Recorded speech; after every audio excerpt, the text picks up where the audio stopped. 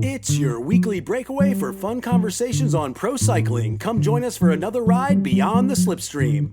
I'm Matt Harper, and together with my brother Justin, we'll do deep-ish dives on professional bike races, teams, riders, and all sorts of cycling-related stories.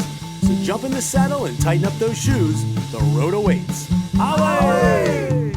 Hello and welcome to Beyond the Slipstream. I'm Justin, and this is my brother Matt, and today on the show, we're going to hell. The hell of the north, that is.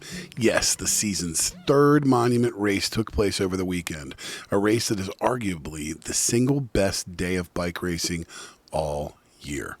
Paris-Roubaix, and it did not disappoint, at least not totally. It was honestly an embarrassment of riches for us as fans, because by the end of each of the two races, first the men's, then the women's, it was apparent that regardless of the outcomes, the winner would sit very well with us. The racing gave us two huge wins, two missed opportunities at history, and one very big bit of redemption. And of course, all of those big, beautiful, bumpy cobblestones in northern France. We'll dig deep into the winners, the losers, and all the action, as well as some other races from around the pro peloton. And as always, we'll finish out with a fantasy update and more adventures through the forest of ARENBERG in the Broom Wagon. Allez!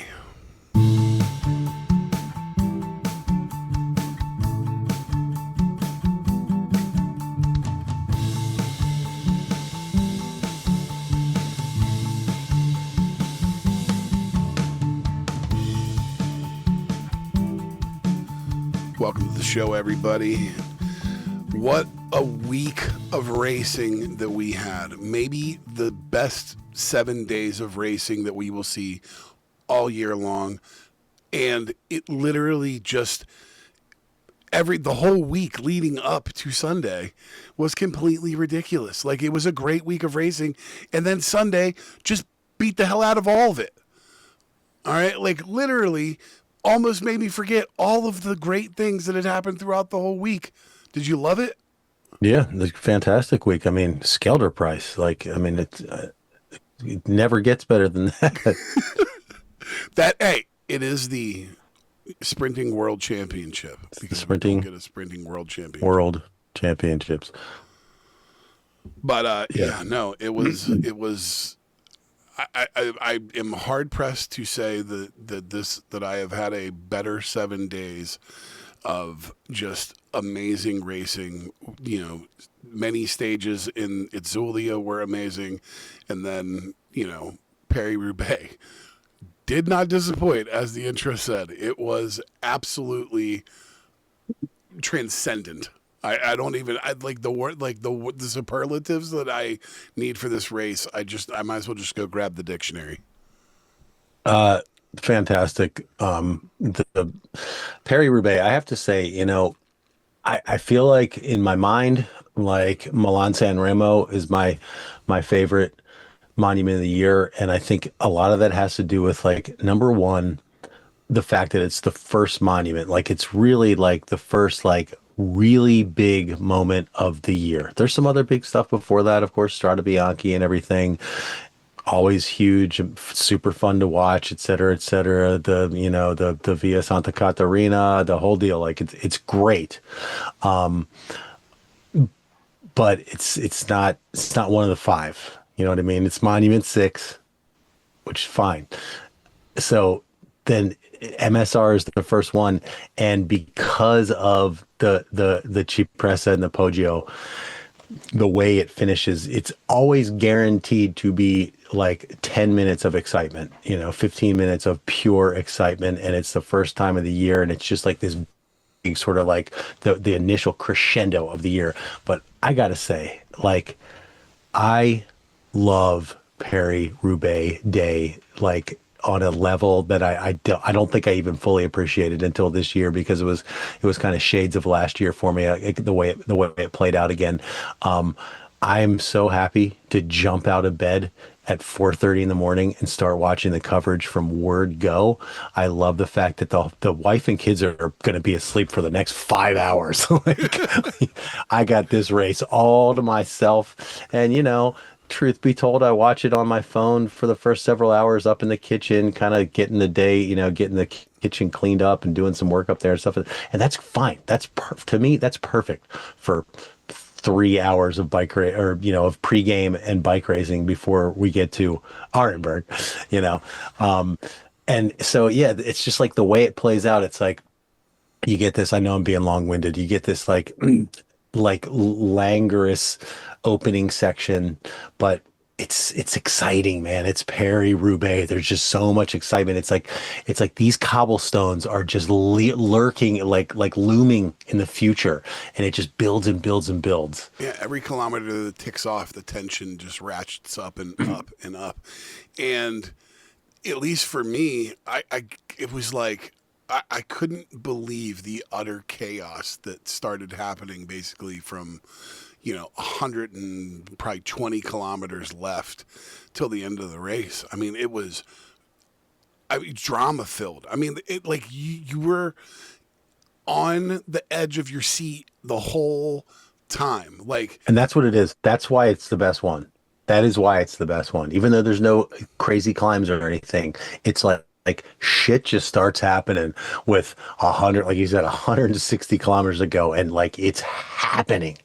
How many races can you say that? There's almost none where it's like that, And it's what's kind of neat about it is you can take the rules of normal racing and throw them out the door because they don't apply to this race. Like this race is something in and of itself that is completely different to anything else because it does not, like Paris-Roubaix does not give a shit.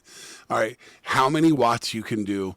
All right, how good your climbing is, how good your sprint is, maybe slightly at the end. But it's such a war of attrition.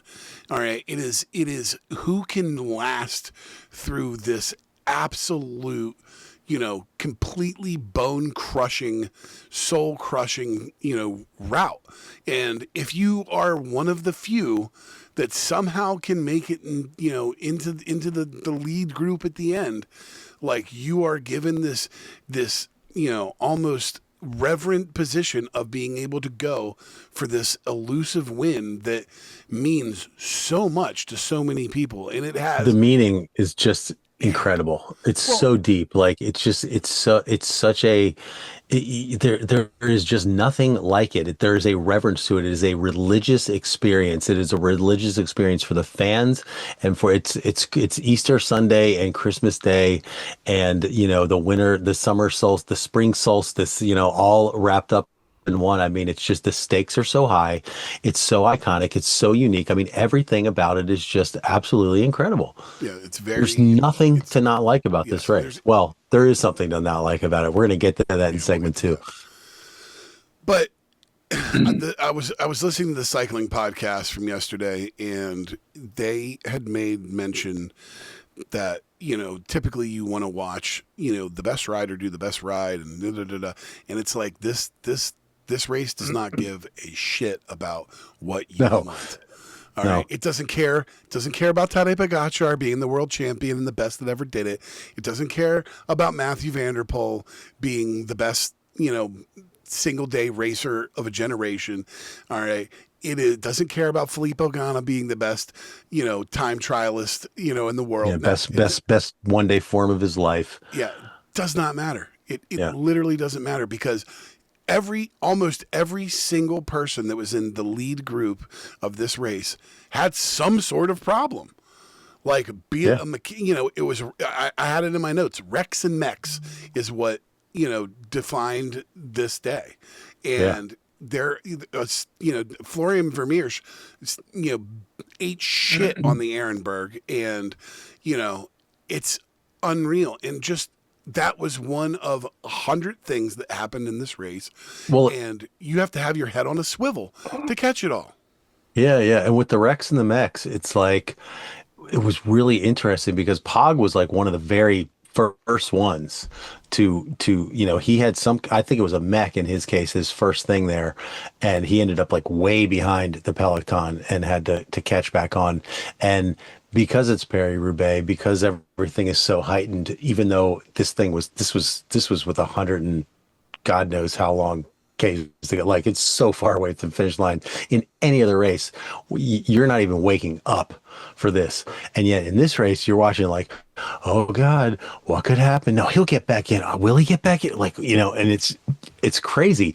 And then what happens is, as all these other guys start to have their wrecks and mechs, you're now weighing, you're balancing. Okay, well, Pog had his and it seemed like the end of the world, but then Van der Poel had his and that thing is way worse. And then what about this one? And this guy got back on quickly, and that one looked like it was going to be bad. You know, it's like you're doing this like trying to keep score of how much their wreck or their mech has cost them and will cost them. Well, and then you have these situations where, like, you know, Ghana is doing this crazy hard chase, catches the group that he's chasing, and then gets a flat tire. Yeah, it's like, crazy. You know, and you're like, oh my God, all that work he just did, now all of a sudden he's right back in the same position. Or, you know, when it came to Pog used 4 bikes. Crazy, yeah. Four bikes to get 230 kilometers. It's wild. All right. And when his happened, with his big one, the one where he, you know, had to go on the chase really hard for the front group, what was it? Not even 20K, like maybe 15K out from the ARENBERG. And it's like, if he doesn't get back on by that moment, like, probably the race is lost. If he's now, obviously, no, I wouldn't put it that. But I wouldn't put it that way. Now, I will say that, you know, when it comes, you know, one of the things that I had in my notes, you know, over and over again about both Van der Poel and Pogačar was that, you know, if either of those two ended up winning that race, it would be the greatest comeback of all time.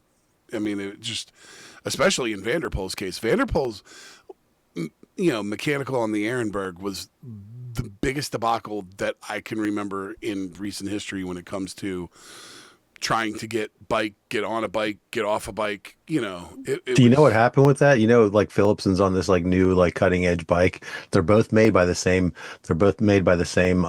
producer. I guess they ride Canyon bikes on that team, right? But he's got a new like pedal system, and like I don't know if they just weren't thinking about it or what, but that is poor planning on the part of the I saw the team. Something with Van der Poel where he said, I'm not supposed to be on his bike. Like, in a perfect world, I'm not supposed to ever touch his bike. Well, and Philipsen threw away his very realistic opportunity in that race as well. Let's not forget the man's been in third place in this race. Like he's printed it out at the velodrome. Okay. And for him to just like flush his whole race down the toilet to do nothing. And then here comes Tibor Del Grosso, that's like the bike mechanic, for God's sake. Okay. Yeah, that whole thing was wild. Can we also talk about, real quick, I want to shout out Tibor Del Grosso.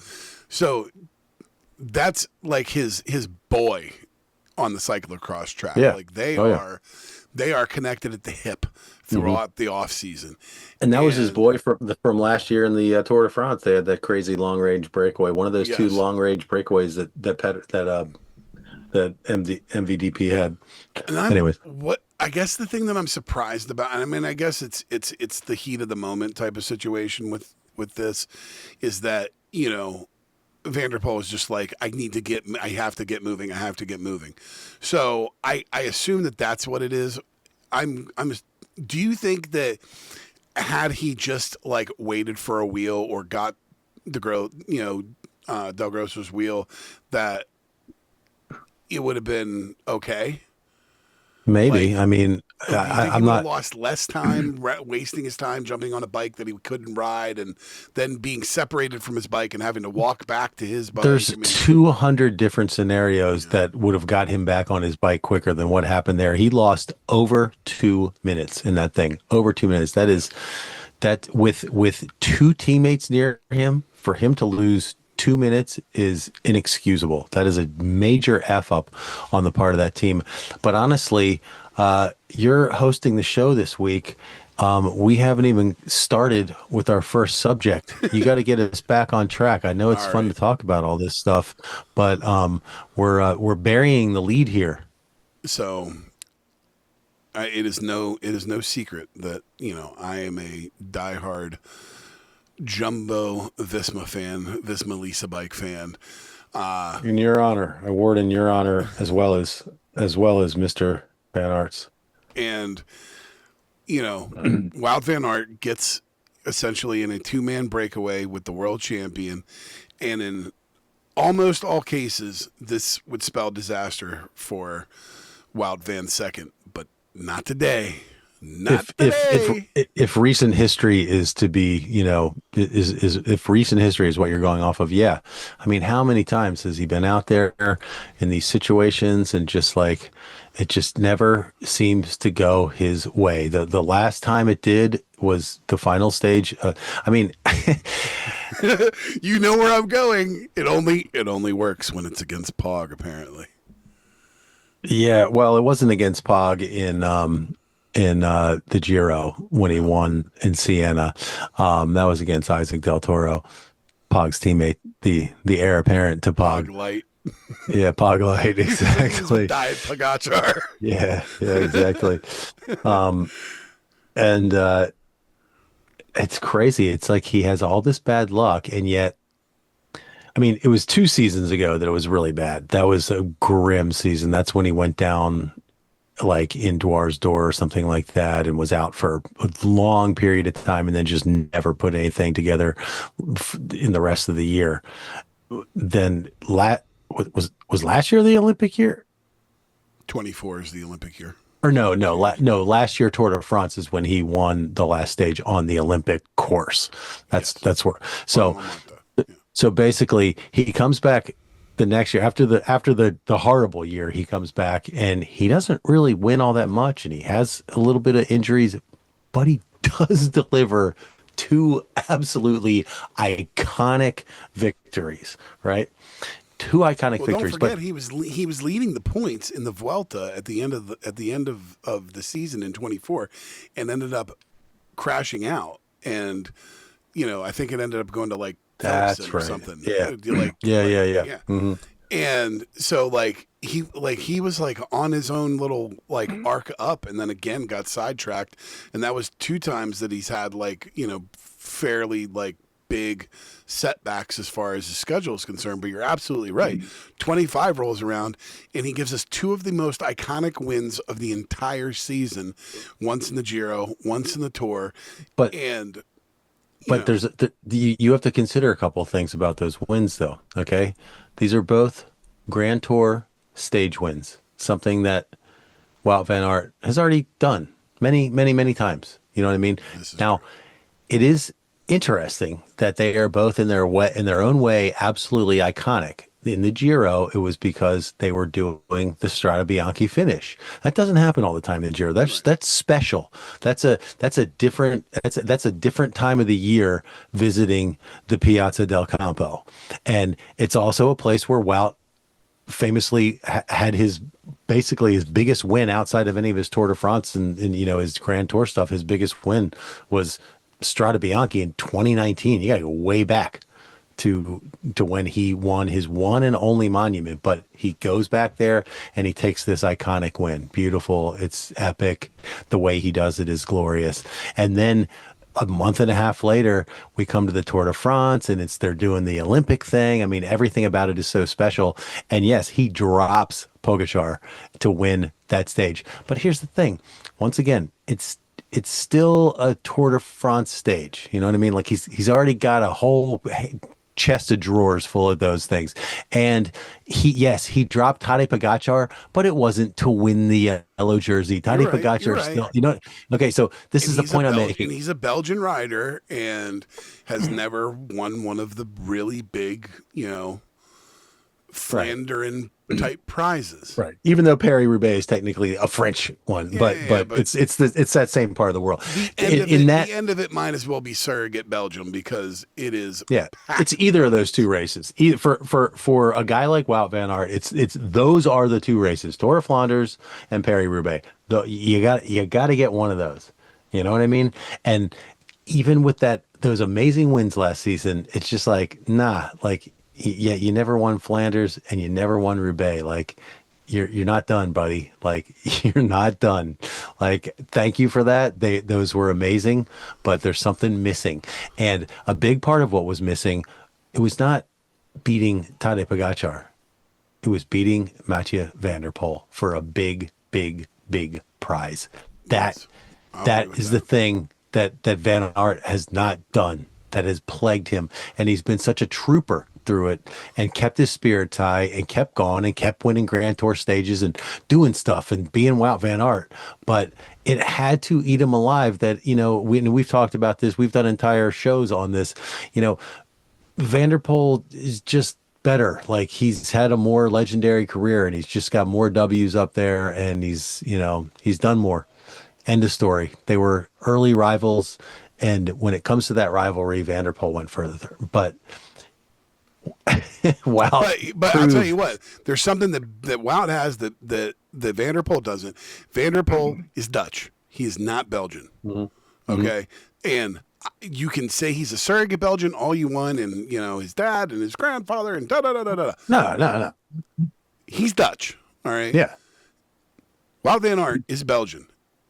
And seeing the response on social media to his win just goes to show you how absolutely die-hard these people are.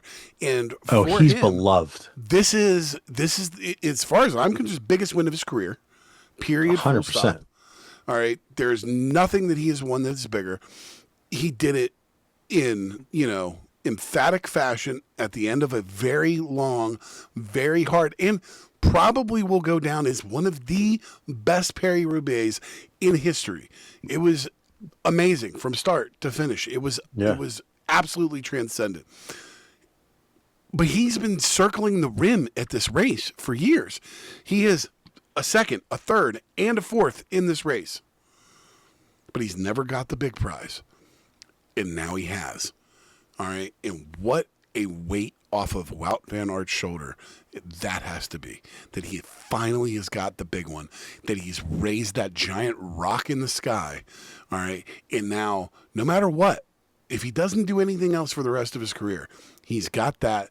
He'll never buy a beer again in Belgium. He will always be beloved.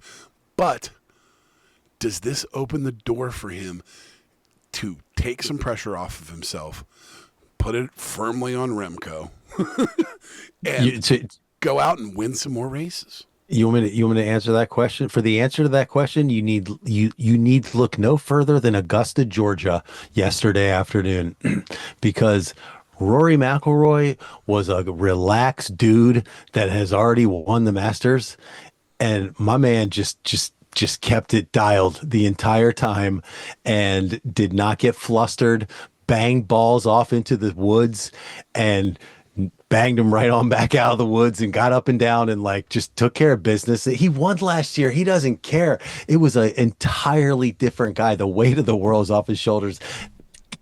Could that be Wout next year? Could that be Wout the rest of this year? Who knows, man? Sky's the limit. I love him so much.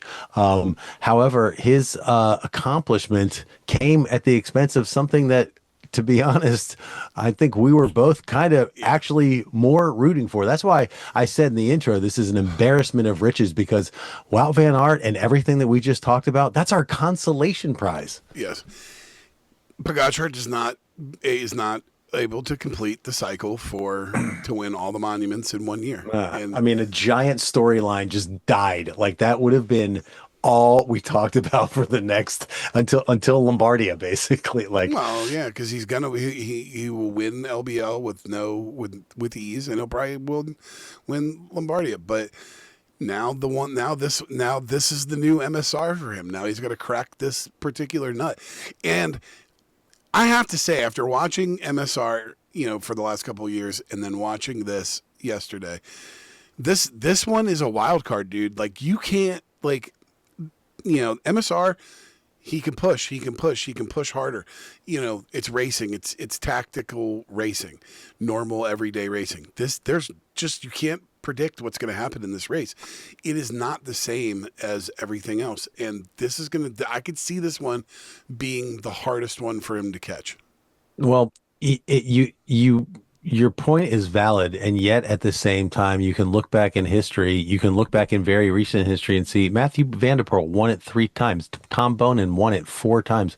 Other guys, Merrick's, won it a couple of times. Like, it's got a massive unpredictability factor to it, but I think Pogacar has already proven with 2 second places in a row, one on debut, his first 2. He took second in his first 2 Paris-Roubaix, that he is a guy that is capable of winning the race. It just didn't happen in these 2 years. You can say last year it didn't happen because of an unfortunate crash. Maybe he would have won had he not had that very small wheel slip, which created separation and gave Van Der Poel just enough time to be able to stay out solo and him not catch back up. I mean, that was the fear of Pogacar's wreck early on in the day, is he going to catch back to Van Der Poel? Is Van Der Poel going to be able to, create the separation? And, it ends up being, Van Der Poel's mechanical that really sets the pace for the rest of the day, because once those 2 got away, they were able to keep that chasing group on a string, and they never got closer than 20 seconds. Yeah, no, it's really fun now that he has solved the MSR puzzle. Suddenly this one and the fact that he did not win this year, Paris-Roubaix has suddenly become almost a more intriguing puzzle to ponder than MSR ever was. Even though we felt like, MSR is going to be the toughest one for him to get, he goes out there and gets it, and now you're like, wait a second, were we not seeing the forest for the trees? Like, how in the hell is this dude going to win Roubaix? And yet at the same time, with a couple of strange twists of fate, I mean, what if Wout van Aert gets a mechanical when they're going across, cobble sector number 4? I mean, they were alone for the last however many cobble sectors, like a whole lot of them. For 12, 13 cobble sectors, it was just the 2 of them out there. What if Wout van Aert, flats on one of those? Race over. You know what I'm saying? This is true. This is true. So you can say that it is intriguing to contemplate like how he could win this race, and at the same time, he could just go out and win it just because he's a great. You're absolutely right. He's a great rider. He's going to be up in the front no matter what, and one thing could lead to another, and he's by himself without ever having to climb a hill or anything else. Just because of a race situation. I mean, that's one thing. The man is incredibly astute. He is. Oh yeah. A master tactician. Usually he's playing from a position of strength, but so he could certainly get it. I cannot imagine that guy finishing his career without all 5 monuments in the bag. No, he'll get them all. It's just a matter of how. The other big thing with Wout was his point to the sky at the finish line. I had to. So, were you aware of this story prior to finding out? Not at all. So Wout lost a teammate, all right, in 2018 at Paris-Roubaix. Michael Goulet, I hope I'm saying that right,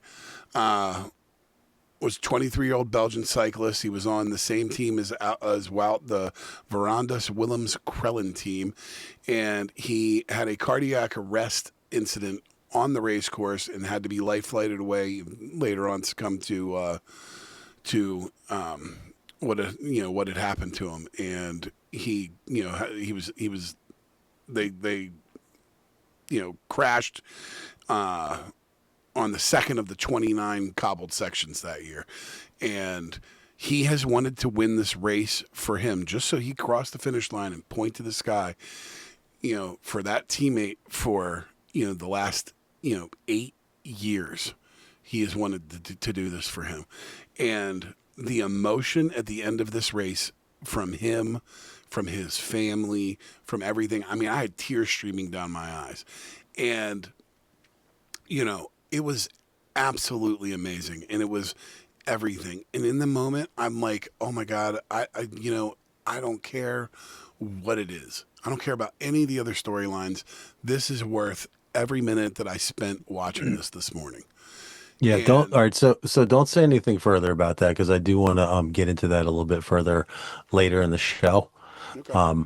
So cap it right there. Just suffice to say, that really elevated what was already, for all of the reasons that we've outlined thus far, an incredible win. It just elevated it to a different level. And for me, because as I said, I had not ever heard of this guy. And I mean, we've talked about a lot of people who have died in recent years on bikes in pro pelotons, Gino Mater and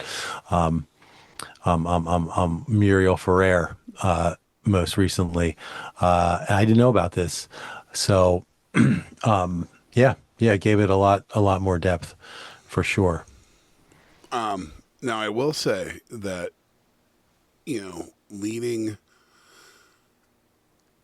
going from that and then, the abrupt ending of the men's race and then kind of having to jump over on Peacock onto the women's race, such a weird juxtaposition to go from all of that, like, very high emotion into the other race, and immediately there's a wreck, no sound whatsoever. All you hear There's no sound. All you hear is the wailing of the poor riders as they are writhing on the ground. No commentary, nothing, no other audible noise except for the mic on the camera. And it's like a solid, like, 2 minutes before the sound finally comes on. And Anthony McCrossan and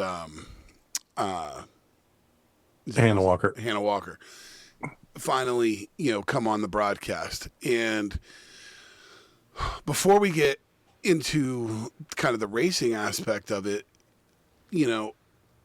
I was excited at the thought that both of these races would be on the same day. And once it had happened, I now completely feel different. Oh yeah.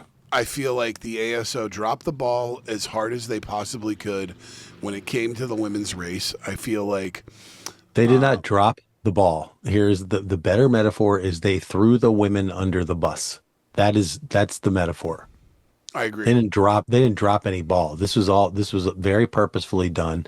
And there's some nuance to it, in terms of, the financial parts of it. The financial and the logistic stuff, in particular, closing down the roads for a whole weekend, like both days versus one day. There is the whole idea of, like, because the men's race draws a bigger crowd, more eyeballs, et cetera, running the women's race right after it catches all of that residual traffic. But to me, it just feels like a step backwards, and women's cycling has been making so many positive steps forward, and we're getting Lombardia this year, and we recently got MSR, and Tour de France was a few years back, and things have just been moving in the right direction. We see, in other sports, we see an incredible CBA for the WNBA, and just all this positivity, and this just feels like a giant step backwards, and it's sad that it's one of these ASO races that's on Peacock. It's part of NBC for us here in the States, and it would be so easy for them to just have one on Saturday and have one on Sunday. It's Peacock, it's a streaming service, like, you can have whatever the frick you want on there at any time, like, you know what I mean? So why not give the women the full race, the full treatment? I mean, the racing is just as good, just as exciting, just as intriguing. There's not a damn bit of difference between the men's and the women's when it comes to the excitement factor. So and when it comes to the coverage side of it, like, maybe you're not interested in the men at all and you are interested in the ladies. The camera bikes are already out there. Like, start a different stream. Like, even if you're going to do it on both days, just show more of the damn race. 50K? Come on, man. Like, that definitely should be two streams for sure. They already gypped them. I won't say that they gyp them by not doing the ARENBERG. I've researched it, and I understand why they don't do the ARENBERG. They don't have enough time ahead of where that would be in the race for them to essentially wear the riders out enough to make it safe enough for them to ride. So it is a safety issue because of where it would fall in the race, because it isn't as long as the men's. So I get that. But like, God, at least give us 120. Give us the whole race. It's 130 kilometers. You give us less than 50%? Like, get on. Well, dude. and like, and whatever. I was listening to one of the podcasts. I think it was Lantern Rouge, and they were saying that after it cut from the men's to go to the women's, it sat there for like 25 minutes before the women's came on. Like the men's ended, and then there was like 25 minutes of lag time. 11 a.m. Like when that whole time they could have been showing those, like it's unbelievable. So it feels like a slap in the face. It feels like they tossed the women under the bus, and they're just like, you know what, we really don't care about you guys, and we're just gonna do what we're gonna do or whatever. It's exceedingly disappointing. Yeah, totally. I 100% agree with you. It doesn't make any sense, and the other part of it was, at least for me, going in and watching it right after, like, I was emotionally drained by the men's race. Like, I was zapped, and like now I'm trying to like digest this race and like re-engage all of that excitement. That's exactly what Patrick said. That's exactly what Patrick said on Lantern Rouge. He was like, I was completely just destroyed by the men's race. I mean, both of those guys said that when they listened to WOUT's interview, they were sobbing, absolutely sobbing. So yeah, you're totally right, and that's another reason for the women to get it their own day. Like, just it's a monument, like, for Christ's sake. Like, it's not La Saman, okay? It's not Dwarsdorf Vlaanderen. It's right. Like, it's Paris-Roubaix. It's the best race of the goddamn year. Yeah, it's incredible. It's like it's this one of one, just utterly unique sporting event, and. Well, the world is lucky that there's a men's and a women's, and they're both amazing. Like, give them both their full due. Well, and I heard them say too about Paris-Roubaix specifically, that's a race that if someone tried to make that a race like today, and this was the first edition of it, there's no chance that ever becomes a race. It only has this because it's a storied, ancient race, essentially, in cycling. All right. And it's also disrespecting the race itself by not allowing them to have their due televised. All right. They go through hell to win this race, and we should be able to watch it. So, well, and ASO, do better. Oh yeah, I do better. And also say this. Okay. Coverage for the men started, as I said, at 4:30 in the morning. The switch over to the women's race happened at like what, 10:30? 11 a.m. 11 a.m. They cut off about 10:35, 10:40, something like that, and it didn't pick up until 11 a.m. It was probably all over. It was all over before 1 a.m. Right? 1 p.m. Yeah. Or probably around 1 p.m.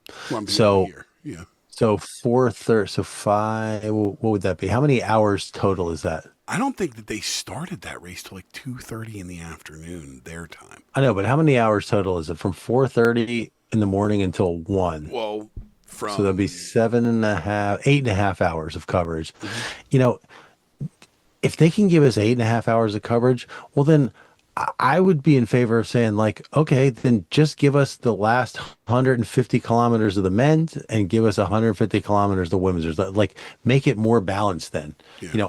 I mean, I said I love having the entirety of the men's race, but like, if that's the trade-off is I only get this much of the women's race, then just give us the good stuff in both of them in equal measures. You know what I mean? Yeah.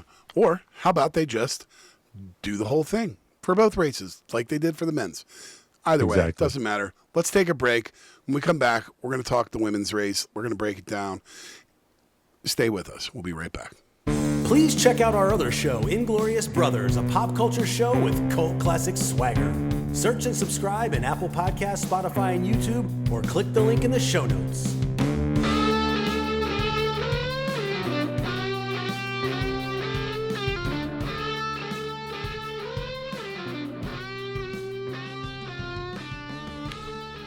Welcome back, and we are going to jump right into the actual racing at the women's, what little of it there was to be able to be seen. Honestly, really great race, way less chaos seemingly as there was in the men's. However, it was a very, very like stark beginning because like basically the first thing you saw when the broadcast started was just a carnage of a wreck on some cobblestones and just people, just bodies everywhere, just people screaming and nothing being said about it, which was very, very frustrating. Yep. But I don't know, once things were rolling, I think the biggest thing to happen in the early part of the coverage that we got to see was Elisa Balsamo being chased by a chicken. Do you remember the chickens? Crazy. That was crazy. She ended up. She wrecked, right? Did she wreck? She had 2 punctures in a row. Yeah, and at one point, Weebus went down. She went down in like a little bit of a wreck, and so she kind of like was taken out of the situation, and eventually we basically got the 3 up. Marianne Vos, last year's winner, Pauline Ferrand-Prévot, and Francie Koch from FDJ. Another FDJ rider, always in the mix. With like a group including Lotte Kopecky, Lucinda Brand, who went down in a nasty little crash, totally caused by a spectator, by the way. That almost happened, that almost happened to Vanderpool. I put in our weekly recap of Instagram stuff there a video of a fan of like pushing the barrier over and almost falling into Vanderpool in Flanders last week. Jeez. Yeah. Well, yeah, so it was the 3 of them out in front, and they pretty much did everything they needed to do to stay ahead. And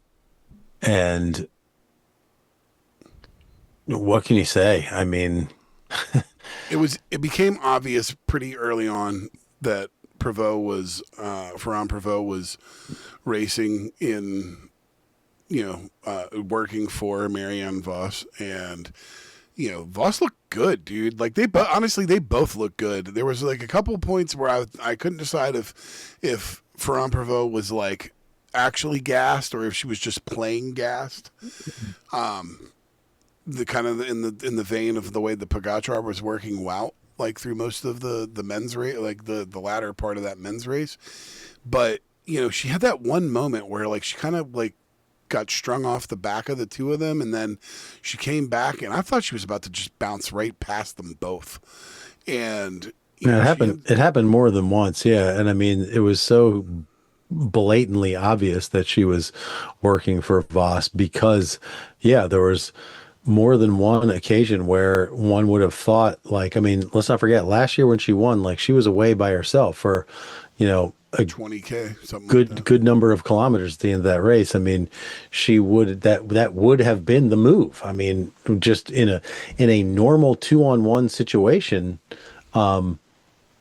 they may have played this race very differently, but it was abundantly clear that the plan, regardless of what the optimal plan was for the team to win the race, the team's plan that day was for Marianne Vos to win the race. That was the only plan there was. And it, at first it seemed to me like, oh, here we go again. The 2 like grand dames of the peloton. I mean, these women, let's not forget, like the opening stage of the women's Tour de France was last year when like the 2 of them just put on this utter like set piece of a performance, and then go back to last year where Vos was working for Ferrand Prévot. I mean, these two women are just racers to the bones with the deepest of palmares. Both have the rainbow bands on their collars and sleeves. You know, I mean, these are as big a hitters as there are out there. It's, you know, the GOAT and the woman that won this race last year and won Tour de France last year. Yeah. And it seems almost impossible that there's any way that they wouldn't pull this off. I mean, they're the most experienced women in the entire peloton with the deepest palmares. And you just have to give credit to Francie Koch.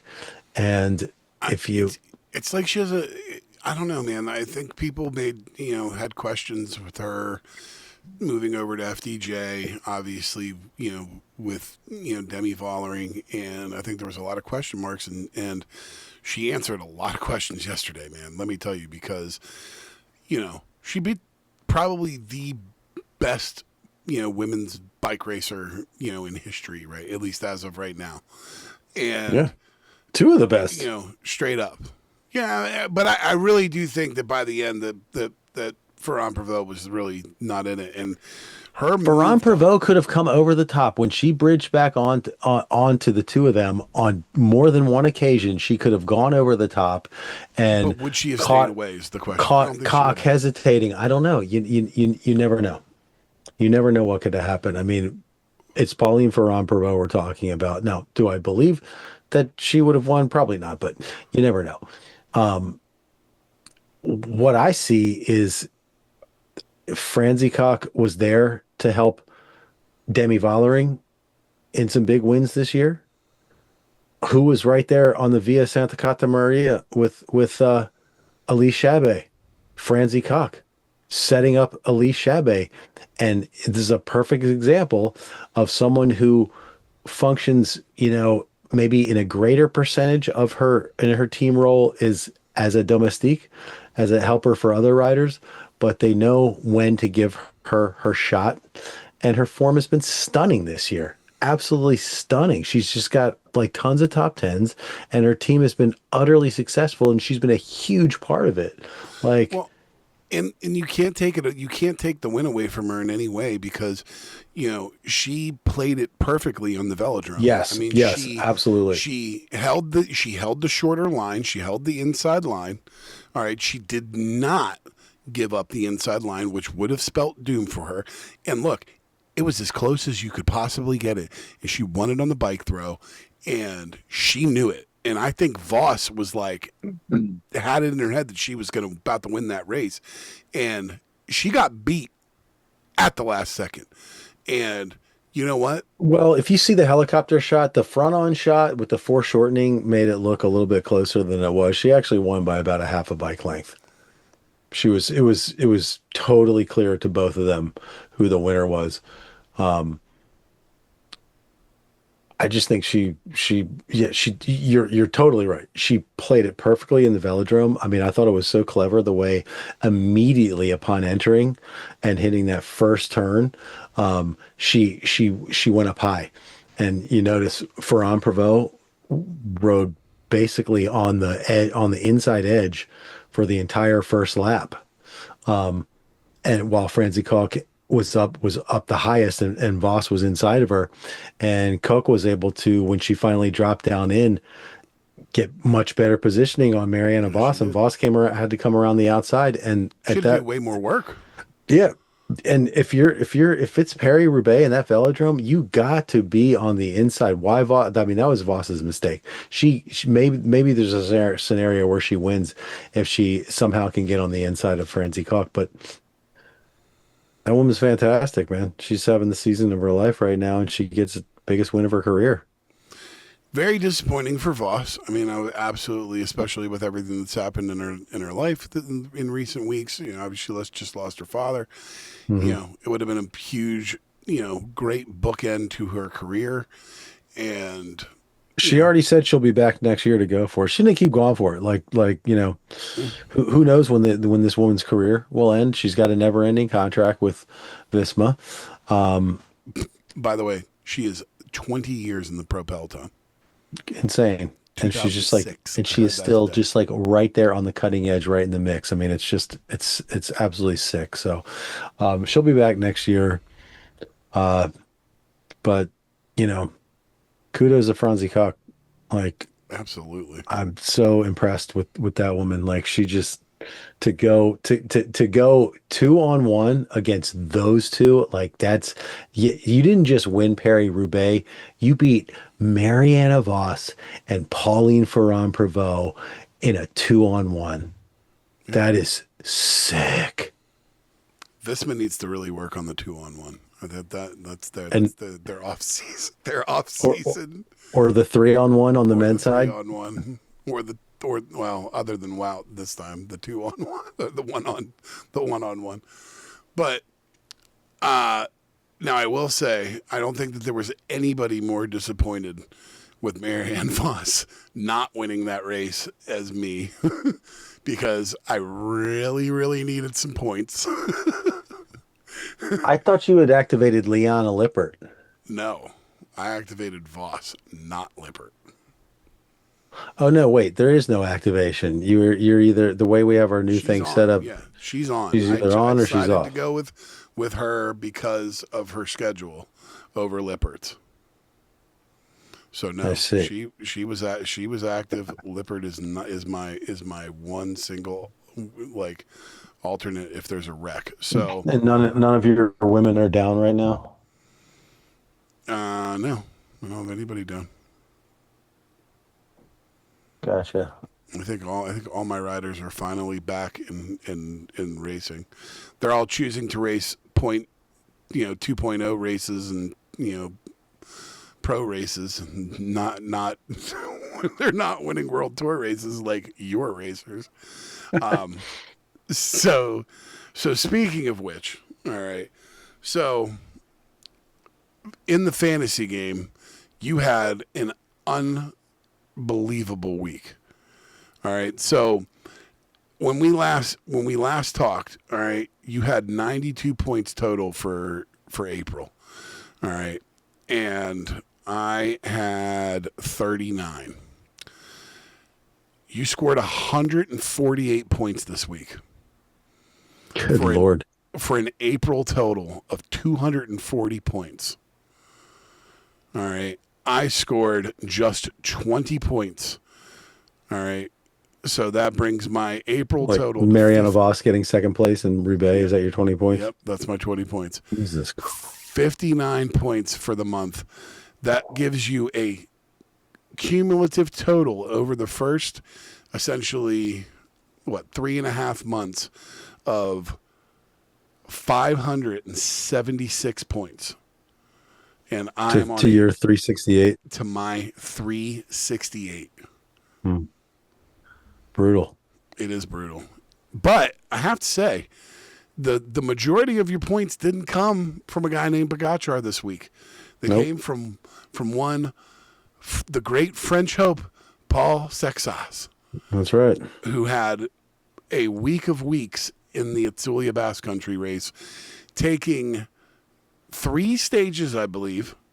All right, 3 stages, and not one jersey, but all 4 of the You got major a quatre. classifications. You got a quatre.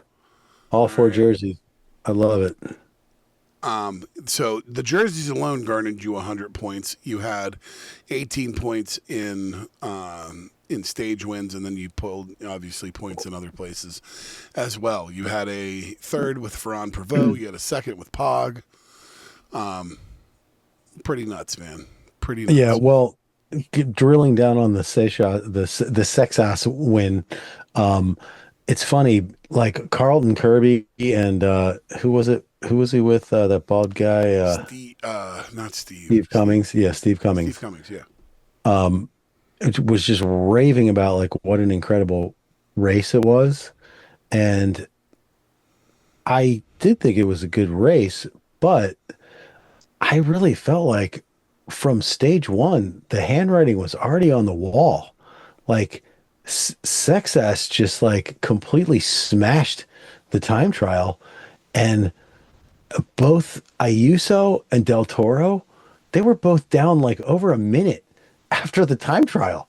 Like Yeah, those two I guys. used to had a terrible time trial. That first off, that time trial was fucking brutal. It was super steep at the end. It was a wild time trial that the likes of which I have not seen in a while.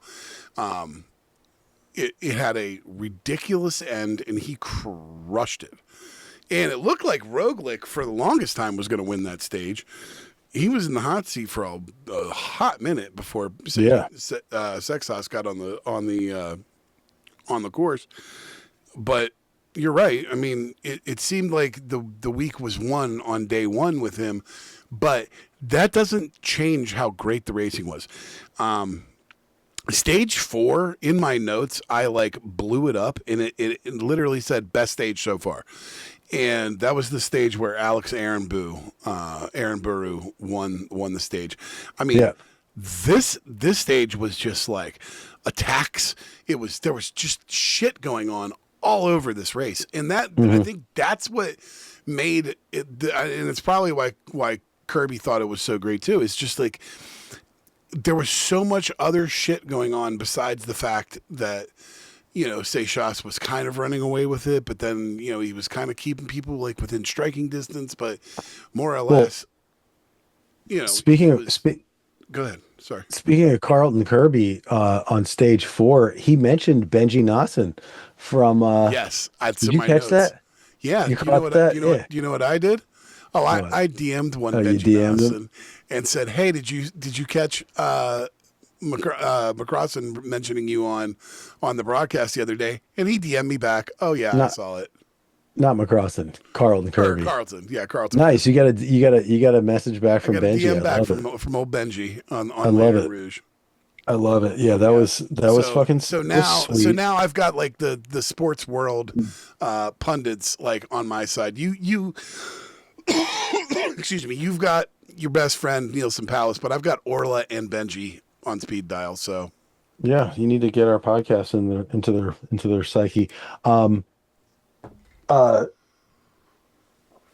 Nassen is a huge Alex Arenberg fan. They both love Alex Arenberg actually on Lantern Rouge.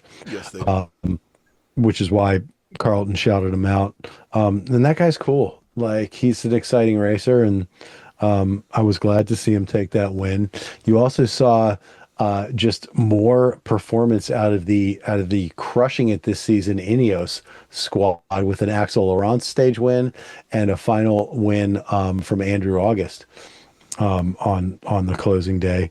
AJ August, as he is also known, who just dropped Raul Garcia Perna. And that was the definition of this whole race. It was a lot of those moments where you were getting great production out of riders that you love to watch ride. And I don't know, man, there's something about these smaller races, especially when you essentially take out the GC and all the other kind of stuff, and it comes down to just the stages and the racing and the stages, and that's what everybody's going for. It makes it so interesting. I caught What's Occurring with Ian Stannard. I don't know if you listened to that episode yet. Yeah, I heard it. But that's a team, man. You can feel something with them right now, man. I don't know if it's with Geraint Thomas at the head, or they're just they're kind of shifting how their focus is. But boy, whatever they're doing up there I think Geraint has to have something to do with it. Just something about the chemistry with him being around, but and he's just such a natural they've got leader. wins with Godun, with I feel like with Laurence, with I think they have six. I think they have 6 different riders who have taken wins. Well, Ghana, of course. Well, yeah, they're crushing it. Actually, I'm glad you mentioned What's Occurring podcast, because that was a point I wanted to make earlier, and I guess no time like the present. The one thing that Geraint Thomas was saying about Paris-Roubaix, and I loved this little detail. He said that when he first started doing it, one of the mentors to him on the team, I can't remember who he said it was, but a coach or one of the older riders or whatever, more experienced Roubaix guys, told him the one thing about Roubaix is it's like that is the race where you never give up. Don't ever give up. Like no matter what befalls you, you have the crash, puncture, blah, blah, blah. You're 2 minutes behind, whatever. Just keep going. You just have to keep going because you absolutely never know what can happen in the race. And it's just entirely true. I mean, I was like, when I saw the Vanderpool thing go down, I was like, this race is over for him. He is done. Like race over. There's no way he gets back in. And with a couple of things going a little bit differently here or there, he's totally back in that race. You know, that was an epic chase that was on, and he didn't give up. And in the end, he ended up in fourth. Matthew Vanderfourth. Never thought we'd say that, but but I love that detail from WOUTS occurring. So also in this week, we had the men's and women's Scheldeprijs, the unofficial, official Sprinters World Championship. And on the men's side, you have my alternate. Yes. Not scoring any points for me. Tim Merlier. It's not even a world tour race for you. So there you go. Well, Philip, your boy Phillipson got fucking washed by my guy in that race. Yeah. We all know that we all kind of were wondering what Tim Merlier was going to look like when he finally started racing, and I think, needless to say, we know exactly where Tim Merlier is, and he looked like the guy in UAE last year. Yeah, just like gone from way around the outside and just like blowing past the entire field, like they're standing still. Yeah, it was. Yeah, there was nobody even close to him. It was such a strong sprint, man. Good God, he just blows up when he goes, man. It's just unreal. Yeah. On the women's side, however, though, we got a little bit of a better race. I mean, it was essentially going to come down to a bunch sprint the entire time, but Fenix de Kennick was doing all of the work in support of one Charlotte Kool, who ended up beating Ninka Veenhoven from V-Lab and Elisa Balsamo, who took third, last year's winner.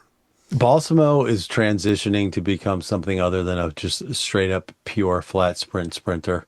I don't know what's going on with her. She can't win flat sprints anymore at all. And Charlotte Kool can only win sprints when Vibus isn't around. Yeah, but it's when you look at Balsamo, it's I don't know. I mean, look at the level of the competition that she has to go against. I mean, right now in every great sprint race, she's going up against Weebus, and she's just not going to beat her. She's not on the same level as Weebus. But she wasn't against Weebus in this one, and she got beat by Charlotte Kool. She was like 8th or something in this thing.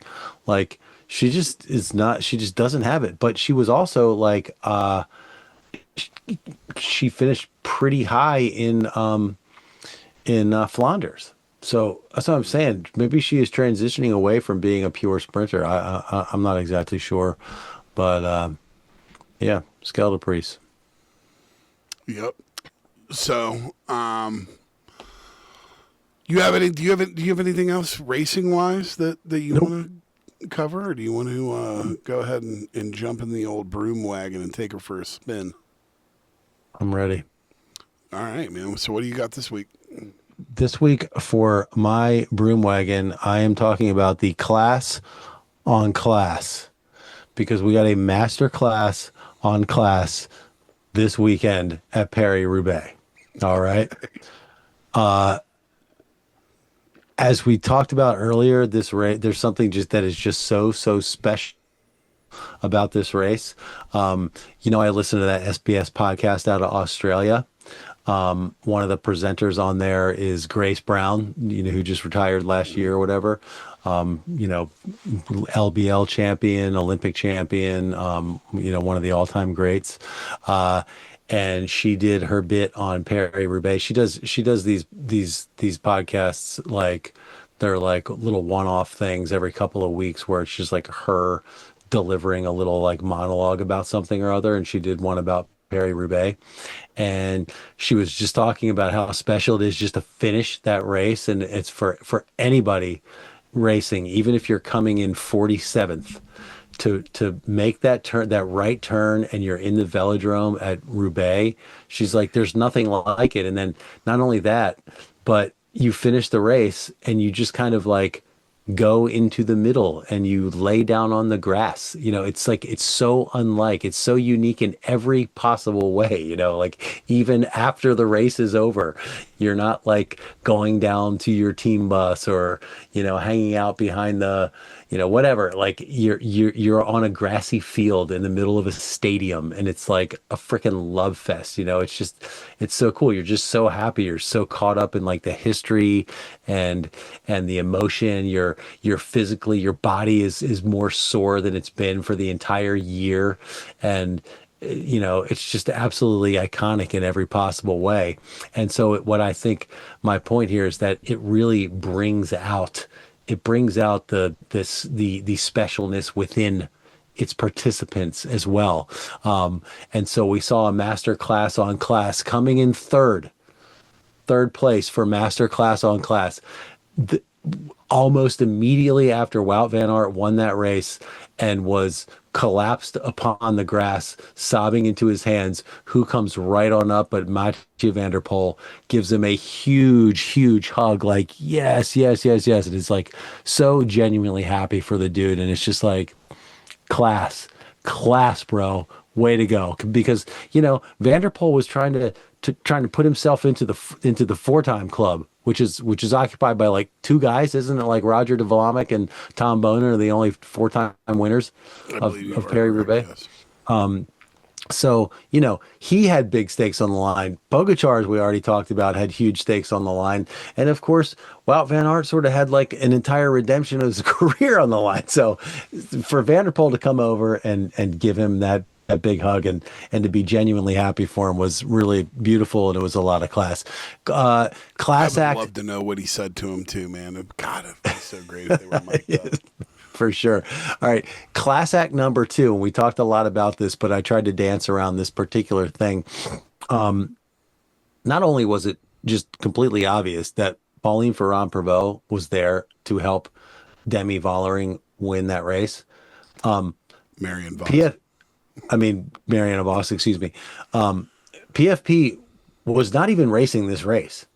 She, in the past week, in less than a week before the race, put the race onto her schedule because she was like, Mariana needs me.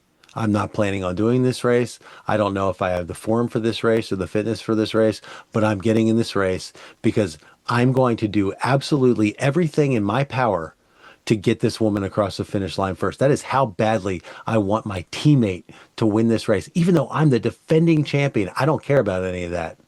I do not care about any of that. The only thing I care about is my friend and my teammate, who is the greatest of all time, and I want her to have this race. So fuck it.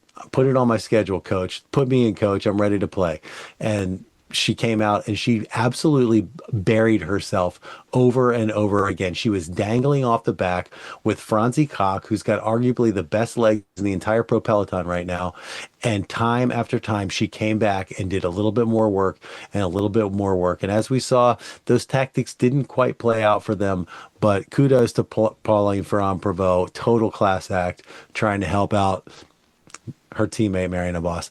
But of course, and I heard it multiple times this week about how important it is for riders to finish this race. Mm-hmm. Absolutely. Number one, of course, has to go to Wout van Aert. We saw him point to the sky to shout out his lost brother when he finished that race. What class for the very first sentence out of his mouth was the name of his teammate in his post-race interview. He was like, that was his number one priority, was getting that win so that guy's friends and family that know him and know what their relationship was like will get what he means when he points at the sky. Like, this is for you guys. This is for you, my brother. And as important as it was for his own career and how, like, and everything that Wout van Aert has given us, instead, he chooses to take the greatest moment of spotlight in almost his entire career, maybe, and put it on another guy. Class act.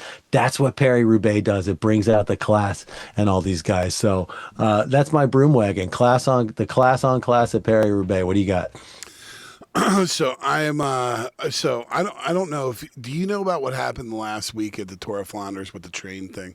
Yes. Okay. So this happened at Paris-Roubaix. I don't know if you're aware of this. 2015. There was an incident just like this, or just like last week, but in Paris-Roubaix. There will be links to the videos in the show notes where the riders approach the thing. The arms are coming down, and riders are like trying to squeeze through. And Remco and Tade may end up in some legal trouble over their, Flanders incident. But what was crazy with the Paris-Roubaix one, they ended up neutralizing the race in 2015 because of the split, because riders were cutting through. And dude, when you see how fast this train was going, it will blow your friggin' mind. Watch this video. It's absolutely amazing. I actually I'm going to have 2 links in the show notes, one to just the incident and then one for the entire American broadcast where you can actually, and I time-stamped it so you can go find the whole thing and watch it in its completion. What a wild situation. Guys, it's a bike race. Don't play with trains. Like, what are you doing? Like, why would you risk this? Like, I don't know if it's just like, I could see it, it ain't there, whatever. That shit is batshit crazy. I can't even, I don't even know what they're thinking. And the fact that they could have legal ramifications for 2 of the biggest riders in the pro peloton, like, come on, guys. Smarten it up a little bit. But I'm gonna tell you right now, there will be no legal ramifications for Tadej Pogacar or Remco Evenepoel. I'll tell you that right now. I would think not, but that's what nothing's going to happen to them. Nothing's going to happen to them. But it's a good point. I mean, you know who plays around with trains all the time, like just throws caution in the wind? All those boys in Red Dead Redemption 2. Those guys love a fast moving train that they can get their horse in front of to outwit the Dalton boys or whatever. Like it's wild. All right. The O'Driscolls. That's all for this week. Wait. But I mentioned it earlier, but I have to one more time. I got to shout out Rory McIlroy. Like it's just, there's something about I think this is not the first time that the Masters have finished on the same day as Paris-Roubaix. And I just kind of loved it, I loved Wout winning Paris-Roubaix, and I love seeing Rory up there just cool as a cucumber and comfortable, and taking it for a second time. To win. Come on. I mean, he did wasn't even any drama. Oh, it was crazy with that, he just dropped his head and was just like, "Oh, thank God that's over." It was the most just uneventful final hole of the Masters ever. It was crazy, but it was. And he joined some rarefied air. I think he's now for the back-to-back club. Yeah, I mean, he's Tiger There's Woods. 4 of them, right? It was Faldo, Woods, and Nicholas, and now McIlroy. Some pretty illustrious company, if you ask me. Indeed. Well, that's all for this week. Join us next week as we turn our attention from Belgium to the Netherlands for full coverage of the start of the Ardennes Classic seasons, the women's and men's Amstel Gold Race. Until then, for my brother Matt, I'm Justin. Thanks for listening. We hope you'll join us again soon for another ride beyond the slipstream. Ale. Beyond the Slipstream is a part of the Harperama family of podcasts. Find us on Apple Podcasts, Spotify, and YouTube. Please like and subscribe, smash that button, leave a 5-star review, and most importantly, tell all your friends about us. Thanks for listening. Talk to you next time. Ale!